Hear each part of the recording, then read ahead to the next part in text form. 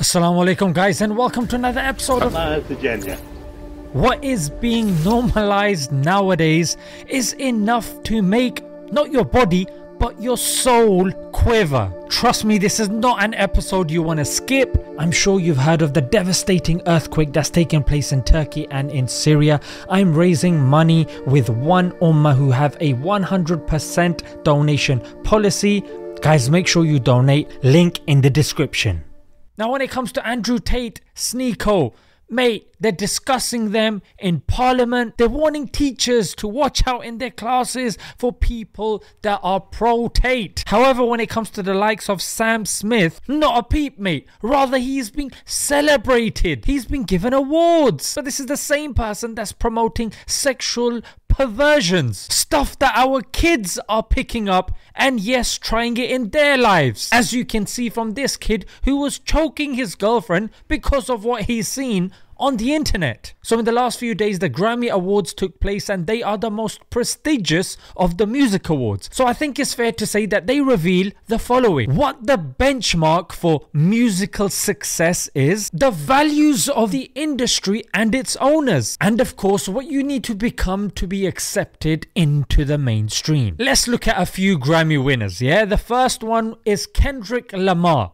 Okay, he's the one who depicted himself as Jesus to promote abortion. Secondly, you got Harry Styles, a boy who dresses up as a girl and wears nail polish. And of course, you have the topic of this video, Sam Smith, who identifies as non-binary and had a special performance on the Grammys, might I add, which was Satan themed. Now, I'm not looking at symbolism, zooming in and looking at certain things. I mean, have a look, mate. It doesn't get more obvious than this, frankly, yeah? And he performed and sang this song with his co-singer, who was a trans woman. And she was very happy because she said she was the first trans woman to get an award. For the uninitiated, a trans woman is someone who's a man and then became a woman. For the non-Muslims that are watching, you might be thinking, who cares? Satan doesn't even exist, mate. No problem. For you, it's what Satan represents that's a problem, and what satanic rituals entail. I can't even mention the things. They would get flagged by YouTube and it would affect the performance of the video. So number one, just having illicit relations with minors,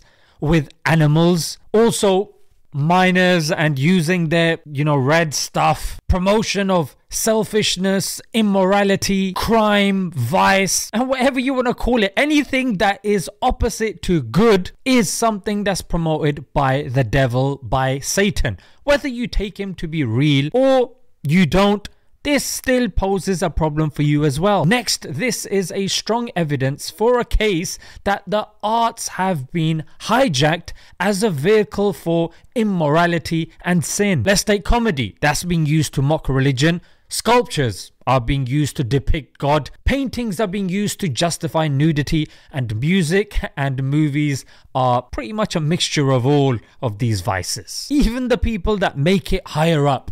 Let's look at Riz Ahmed, who's being hailed as, look, he's a Muslim, he's a brown guy, South Asian, mate. But on the other hand, Joyland, which is an LGBT movie that's being pushed in Pakistan, is being promoted by this guy. And not only that, he's the executive producer as well. And you've got Malala Yousafzai, who gets held up by the West as the bastion of education.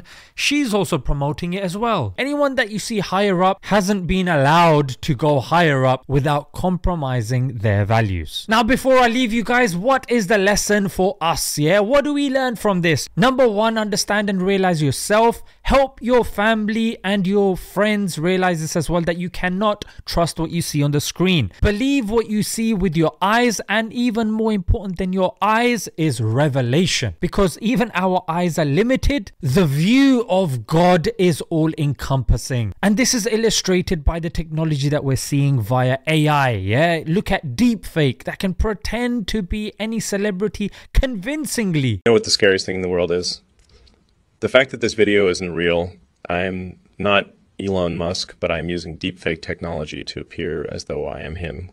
Artificial things harm us, even technology. Only consume what is natural to this earth, and you will remain healthy. And look at the amount of fake news and propaganda, how they twist language and how they selectively show certain things when the opposite is happening. Look at Israel and Palestine, for God's sake. Number 2, we are incrementally being made to accept evil. So in your lives, don't underestimate the little things. Oh, it's just this. Oh, it's just that. Because that is being used against us. So you have to be firm. Set your boundaries clear and don't go outside of those boundaries no matter what. And those boundaries should be dictated by Sharia, by what God has told us. And number 3, the plots and ploys of Satan and Shaitan are clear to us now. Never has there been a more important time to hold steadfast to your religion than it is now. So guys, invest in your learning. Invest in your family.